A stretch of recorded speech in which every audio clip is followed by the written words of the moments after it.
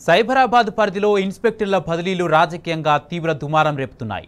ఒత్తిళ్లకు తలొగ్గి బదిలీలు చేపట్టారని తీవ్ర విమర్శలు వెల్లువెత్తుతున్నాయి. మంత్రి పొంగిలేటి కుమారుడిపై కేసు నమోదు చేసిన సీఐపై కూడా బదిలీ వేటు వేశారు. తన మాట వినని అధికారులపై చర్యలు తీసుకున్న సిపి తీరుపై తీవ్ర విమర్శలు వినిపిస్తున్నాయి.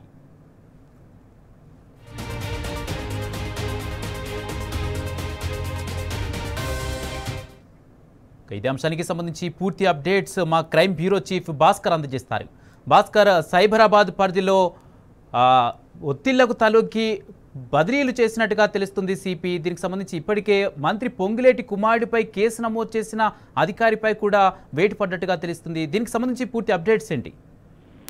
పోలీస్ అధికారులు వాళ్ళ టర్మ్ మామూలుగా 2 సంవత్సరాలు ఉంటుంది. ఆ 2 సంవత్సరాల కాలాన్ని అత్యంత ప్రతిభ కలిగినటువంటి అధికారులు వాళ్ళకు ఉన్నటువంటి ప్రతిభను కనబరుస్తూ పనిచేస్తూ ఉంటారు. కానీ ఎక్కడ ఎలాంటి ఎలిగేషన్స్ లేకపోయినప్పటికీ రాజకీయ పార్టీలకు దాసోహం కావట్లేదు అనేటువంటిది ఇప్పుడు ఈ రాజకీయాల్లో చాలా ప్రముఖంగా కనిపిస్తుంది. దాంట్లో భాగంగానే వాళ్ళ నీతికి నిజాయితీకి మారుపేరని చెప్పుకునేటువంటి పేరుకు మాత్రమే చెప్పుకునేటువంటి సైబరాబాద్ పోలీస్ కమిషనర్ మహంతి ఇవాళ నిర్దాక్షిణ్యంగా కొంతమంది అధికారులు బదిలీ చేస్తారు. దాంట్లో తీవ్ర దుమారం జరుగుతోంది రాజకీయంగా. ఎందుకంటే పొంగులేటి శ్రీనివాసరెడ్డి కొడుకు కొంతమంది బౌన్సర్లతో మంది మార్గనాన్ని వేసుకుని కూడా ఎక్కడైతే భూమి ఉందో గచ్చిబౌలి నార్సింగ్ ఏరియాలో అక్కడికి వెళ్ళి ఆయన పూర్తిగా కబ్జా చేసేందుకు ప్రయత్నించారు. దానిపైన అనేక రాజకీయ ఒత్తిళ్ల నేపథ్యంలో ఇక ప్రజలు బయట నుంచి కంప్లైంట్లు ఇచ్చినటువంటి వ్యక్తులు ప్రజలు పెట్టడంతో ఆయన పైన కేసు నమోదు. కేసు నమోదు చేసినటువంటి ఇన్స్పెక్టర్ ని 24 గంటల వ్యవధి ముందే బదిలీ చేసినటువంటి గొప్ప చరిత్ర ఈ రాష్ట్ర ప్రభుత్వానికి, దాంట్లో ఉన్నటువంటి మంత్రులది. చేసినటువంటి చరిత్ర ద గ్రేట్ నీతికి నిజాయితీకి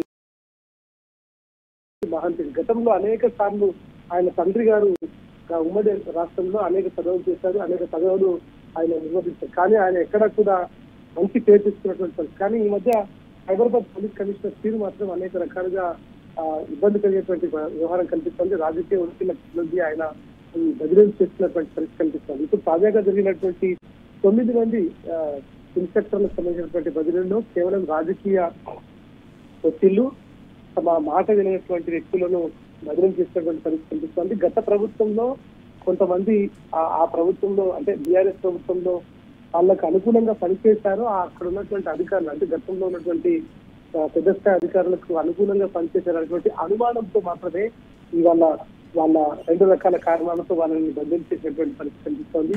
తాజాగా ఇవాళ జరిగినటువంటి 9 మంది ఇన్స్పెక్టర్లలో కొంతమందికి అర్హత లేకపోయినా ఆ పోస్టింగ్ ఇవ్వడం, అంతేకాకుండా నీతి నిజాయితీగా పనిచేస్తున్నటువంటి అధికారులకు టర్మ్ కాకపోయినా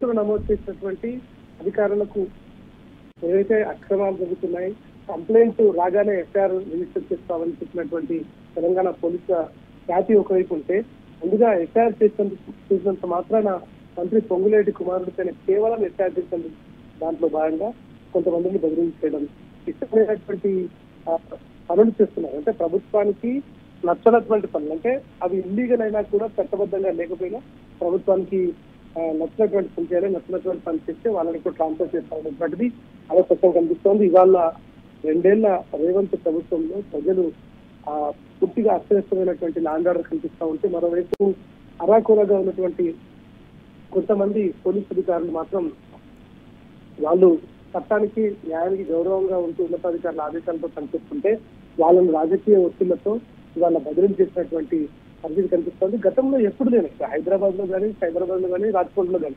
గతంలో పనిచేసినటువంటి ఏ అధికారి నిరట్టుగా ఇవాళ బదిలీలు జరుగుతూ ఉన్నాయి. బదిలీలలో భాగంగా పూర్తిగా కేవలం అది రాజకీయ కక్ష సాధింపులో భాగంగానే జరుగుతూ ఉందనేటువంటి స్పష్టంగా కనిపిస్తోంది.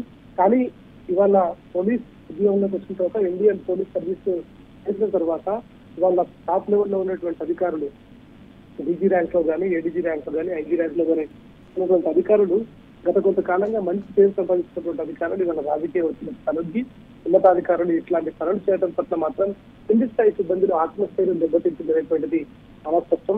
చాలా వరకు అధికారుల్లో ఇట్లాంటి ఆత్మస్థైర్యం దెబ్బతినడంతో రేపు రాబోయే రోజులలో అనేక రకాల విపరీతమైనటువంటి పరిణామాలు ఏర్పడతాయనేటువంటిది చాలా స్పష్టంగా కలుపుకొనిస్తూ ఉంది.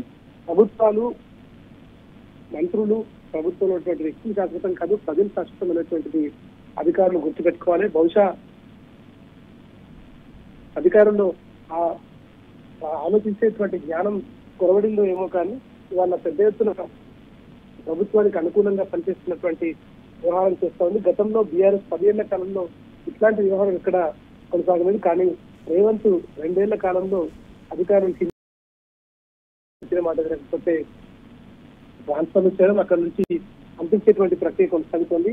ఇవాళ పోలీస్ వ్యవస్థ దేశంలోనే కాదు ప్రపంచ వ్యవస్థగా సాధించినటువంటి చూపించినటువంటి ఘనత గత తొలి ముఖ్యమంత్రి కేసీఆర్ కు. కానీ ఇవాళ పోలీసు ఉన్నతాధికారులకు సరైనటువంటి పర్యవేక్షణ లేకపోవడంతో జరుగుతున్నటువంటి పరిణామాలు పోలీసుల ఉన్నతాధికారులకు సంబంధించినటువంటి వ్యవహారంలో అనేక అనుమానాలు సాగిస్తున్నాయి. కింది స్థాయి ఇన్స్పెక్టర్ ఇస్తే లెవెల్లో ఉన్నటువంటి అధికారులకు కూడా ఇది రేపు రాబోయే రోజులలో వాళ్ళు చేసేటువంటి పని మీద కూడా ఇది ఎఫెక్ట్ పడేటువంటి అవకాశం కనిపిస్తోంది.